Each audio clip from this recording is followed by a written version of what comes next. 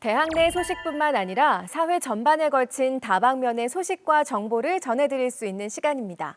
24시 초대석, 오늘은 동덕여대 학부의 노희주 기자를 직접 만나보겠습니다. 노희주 기자 반갑습니다. 네, 안녕하세요. 네, 시청자 여러분께도 먼저 인사해 주실까요? 네, 안녕하세요. 저는 동덕여대 학부 문화부 정기자 노희주라고 합니다. 네, 오늘 들고 오신 기사가요. 기울어진 사회 속엔 지워지는 노동이 있다라는 제목의 기사입니다. 이 지워지는 노동이라는 단어가 무겁게 다가오는데 지금부터 노 기자와 직접 이야기 나눠보도록 하겠습니다. 우선은 어떤 내용을 다루고 있는 기사인지 간략하게 소개해 주실까요? 네, 우선 직업재활시설에서 일부 장애인 근로자가 현저하게 낮은 임금을 받고 있다는 사실을 알게 되면서 이 기사를 기획하게 되었는데요. 실제로 서울의 한 직업재활시설에서 일하는 장애인 근로자의 평균 시급은 250원에 불과하다고 해요. 해당 사업장에서 근무하는 장애인 근로자는 한 달간 평균 100시간을 근무하는데요. 그 대가로 약 7만 9천 원의 급여를 받는다고 합니다. 비장애인 근로자가 동일한 시간을 근무한다고 가정했을 때 최소 85만 9천 원의 월급을 받는 것을 고려하면 이곳에서 근무하는 장애인 근로자의 월급은 터무니없이 낮은 금액이라고 생각했습니다. 그래서 장애인 근로자가 정당한 노동의 가치를 보장받지 못하는 그 근본적인 이유가 무엇인지 궁금해서 취재를 시작하게 되었는데요. 장애인 근로자들이 최저임금을 보장받지 못하는 이유부터 이를 어떻게 해결해 나가야 할지에 대한 방향성까지 이 기사에 담아보고자 했습니다. 네, 그럼 장애인 근로자들의 처우를 다룬 기사네요. 2020년 최저임금이 8,590원인데 그마저도 다 받지 못하고 있다는 거는 미처 몰랐던 사실인 것 같습니다. 실제로 어느 정도의 임금을 현재 받고 있는 거죠? 네, 고용노동부와 보건복지부가 발표한 장애인 근로자 임금 현황에 따르면 직업재활시설에서 일하는 장애인 근로자의 월 평균 임금은 약 40만 원이라고 해요. 심지어 이들 중 29.9%는 월 30만 원도 채 되지 않는 저임금을 받고 있고 4.1%는 월 10만 원의 급여도 받지 못한다고 합니다. 이러한 상황을 고려해 봤을 때 직업재활시설을 다니는 사람 중 대다수가 최저임금을 보장받지 못하는 현실이라고 할 수 있습니다. 네, 정말 턱없이 낮은 금액인데요. 이게 법적으로 문제가 되지는 않나요? 네, 현재 최저임금법 제7조 조항에 따르면 정신장애나 신체장애로 근로능력이 현저히 낮은 자는 최저임금을 적용하지 않는다고 규정하고 있습니다. 직업재활시설은 이 조항에 근거해 고용노동부 장관의 인가를 받아서 장애인 근로자의 임금을 따로 책정하고 있는 상태인데요. 따라서 장애인 근로자에게 최저임금을 보장하지 않아도 법적으론 아무런 문제가 되지 않는다고 합니다. 하지만 이러한 조항은 장애인 근로자에게 최저임금을 보장하지 않아도 된다는 사회적 인식을 더 키우고 있습니다. 그뿐만 아니라 실제로 장애인 근로자에게 과도하게 낮은 임금을 지급하는 사회 구조를 고착화하고 있기도 해서 심각한 문제라고 생각합니다. 네, 그럼 수치상으로 최저임금을 받지 못하는 장애인 근로자들이 얼마나 되고 구체적으로 얼마나 받고 있는 건지 자세히 소개해 주세요. 네, 최저임금 적용에서 제외되는 장애인 근로자의 수는 해마다 증가하고 있습니다. 가장 최근 통계인 2018년 자료에 따르면 최저임금을 보장받지 못하는 장애인 근로자 수는 9,413명이라고 하는데요. 2013년에 비하면 5년 사이에 2배 가까이 상승한 수치입니다.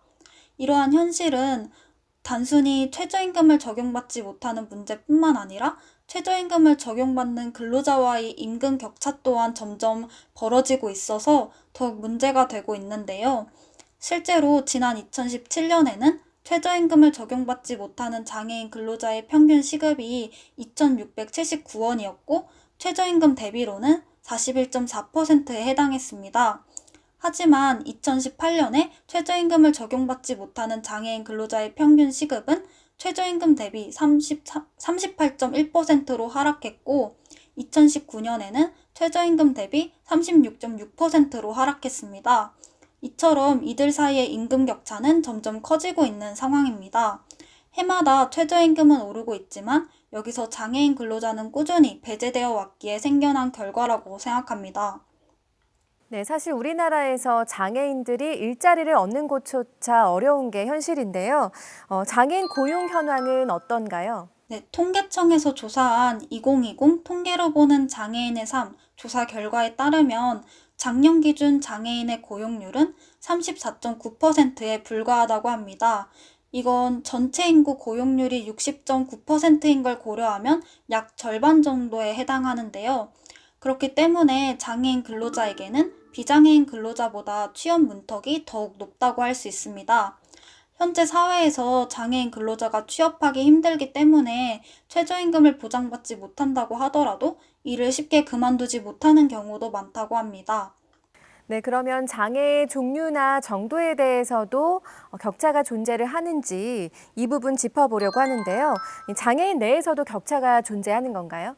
네, 경증 장애인과 중증 장애인 모두 취업하기 힘들지만 그중 중증 장애인이 더욱 취업이 힘든 게 사실입니다.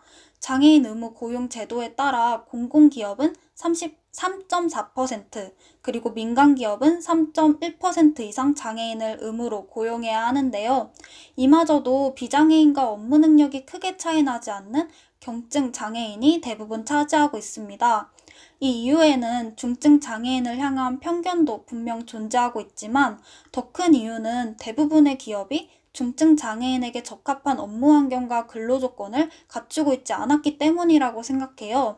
중증 장애인이 만약 일반 기업에 취업이 되더라도 그들에게 맞지 않는 노동 환경에 노출되는 경우가 비일비재하고 그로 인해서 생명을 위협받게 되는 경우도 빈번하다고 합니다.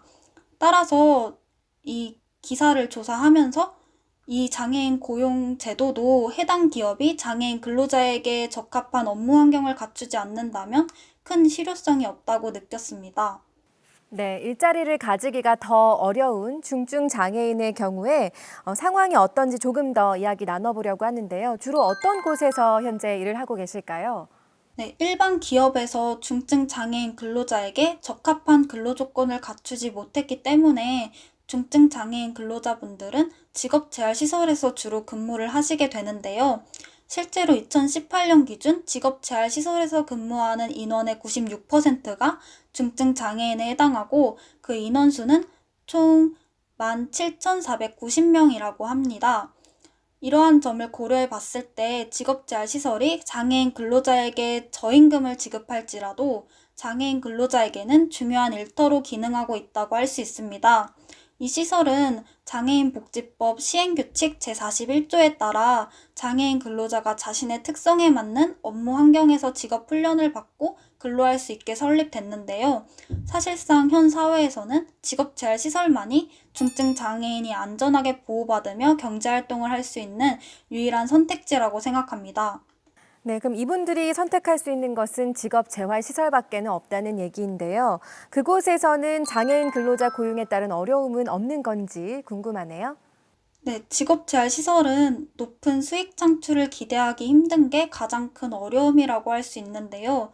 여기서 일하는 근로자 대다수가 중증 장애인이라서 노동력에 비해 생산성이 낮기 때문입니다. 따라서 직업재활시설에서 최저임금을 보장하지 못하는 것 또한 취재하면서 일정 부분 이해가 가기도 했는데요. 여기서 장애인 근로자분들에게 최저임금을 보장할 수 있을 만큼의 수익이 창출되지 않는 한 사실상 그들의 업무 효율이 낮기 때문에 최저임금을 보장하기엔 어렵다고 느껴졌기 때문입니다. 중증 장애인에게 최저임금을 맞춰주다 보면 사업주는 그만큼 경영 부담이 커지고 그로 인해 중증 장애인을 더 이상 고용할 수 없는 상황이 초래될 우려가 있기 때문입니다. 따라서 근로 능력이 현저히 낮은 자가 최저임금 제도에서 배제된다는 이 조항을 삭제한다면 중증 장애인 고용이 악화되는 역효과가 초래할 수 있게 되는 것입니다. 네, 최저임금을 지급하면 고용이 악화된다고 하니까 정말 어려운 문제인데 그렇다면 해결할 수 있는 대책이 뭐가 있을까요? 네, 저 또한 이러한 측면을 이해하지만 그렇다고 해서 장애인 근로자가 최저임금보다 현저하게 낮은 임금을 받는 것을 정당화할 수는 없다고 생각해요.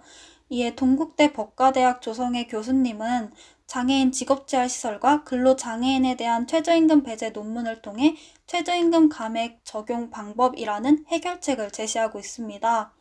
최저임금 감액 적용 방법은 장애인의 근로 능력에 따라 최저임금의 일정 비율을 정해 지급하는 방식인데요. 감액의 하한선을 법률로서 보장해 장애인 근로자에게도 최소한의 임금을 보장하는 형태입니다. 우리 사회에서도 이 방법을 도입한다면 장애를 이유로 과도하게 낮은 임금을 받는 문제를 방지할 수 있을 것이라고 생각합니다. 네, 직업 재활시설을 실제로 운영하는 분들의 입장에서도 여러 가지 지원이나 정책이 필요하고 그럴 것 같은데 어떤 애로사항을 말씀해 주셨나요? 네, 제가 인터뷰한 직업재활시설 대표님께서는 직업재활시설과 장애인 근로자가 함께 성장할 수 있도록 정부로부터 지원 체계가 마련돼야 한다고 말씀하셨습니다. 직업재활시설이 큰 수익을 창출하면 장애인 근로자에게도 최소한의 급여를 보장할 수 있는 체계가 자연스럽게 만들어진다고 합니다. 하지만 현재 직업재활시설은 수익 창출에 어려움을 겪을 뿐 아니라 기업을 성장시키기 위한 인력도 부족해 체계적인 성장이 어려운 상태라고 합니다. 그렇기 때문에 정부에서 장애인 노동 환경을 지속해서 관리하고 감독할 수 있는 시스템이 구축된다면 장애인 노동권을 제대로 보장할 수 있는 사회 구조가 체계화될 것이라고 하셨습니다. 무엇보다 사회의 인식이 뒤따라야 하겠다는 생각이 많이 드는데요. 우리 사회에 어떤 변화가 이분들에게 도움을 줄 수 있을까요? 네, 여전히 우리 사회에서 장애인 근로자를 향한 인식이 좋지는 않기 때문에 이러한 인식 개선이 우선돼야 한다고 생각합니다. 가장 먼저 장애인을 시혜적 대상으로 바라보는 것이 아닌 같이 일하는 동료로서 인정해야 합니다. 여전히 장애는 사회에서 분리되고 동정의 대상이 되곤 하는데요. 이러한 시선이 옳지 않다는 것을 받아들이고 장애인과 비장애인을 동등한 시선으로 바라봐야 한다는 것을 인지해야 한다고 생각합니다. 이러한 인식 개선이 결국엔 우리 사회에서 장애가 더 이상 구분 요소가 되지 않도록 만들 것이라고 생각해요. 네, 장애인 노동자들의 처우를 하나하나 잘 짚어주셨는데요. 정리하는 차원에서 우리 노희주 기자가 볼 때에는 장애인 노동자 처우에 있어서 가장 큰 문제는 뭐라고 생각을 하시나요? 네, 장애인 차별금지법 제1조에 따르면 모든 생활 영역에서 장애를 이유로 한 차별을 금지한다고 합니다. 하지만 이 규정이 우리 사회에서 여전히 제대로 지켜지지 않다고 생각해요. 그렇기에 이러한 규정부터 일상생활에서 지켜져야 한다고 생각합니다. 그리고 장애인 근로자의 노동 환경도 개선되려면 직업재활시설뿐 아니라 일반 기업에서도 장애인과 비장애인이 구별되지 않고 근무할 수 있는 환경이 마련되는 게 우선이라고 생각하는데요. 장애인 근로자에게 좋은 환경은 결국 비장애인 근로자에게도 좋은 환경일 수밖에 없다고 생각해요. 모두에게 정당한 근로 환경을 보장하기 위해서는 장애인 근로자의 근로 환경부터 개선하면서 발전해 나가야 한다고 생각합니다. 그리고 한편으로는 제 기사로 인해 직업재활시설을 향한 비난을 키우지는 않으셨으면 좋겠다는 바람이 있습니다. 저 또한 일부 직업재활시설이 장애인 근로자에게 과도하게 낮은 임금을 지급하고 있기에 처음에는 부정적으로 느껴졌던 것도 사실인데요. 기사를 작성하면서 장애인 근로자가 최저임금에서 배제되고 있다는 건 직업재활시설의 문제가 아니라 그들이 정당한 노동권을 보장해줄 법적 근거가 미비하기 때문이라는 것을 알게 되었습니다. 실제로 우리 사회에서 직업재활시설은 중증 장애인 근로자가 일하기 위한 유일한 선택지이기도 하고 직업재활시설에서 일하시는 분들은 여기서 일하시는 장애인 근로자가 일반 기업으로도 취업해 나갈 수 있도록 지원하고 있습니다. 그렇기 때문에 직업재활시설이 장애인 근로자를 위한 근로 환경에 긍정적인 영향을 주고 있다고 생각합니다.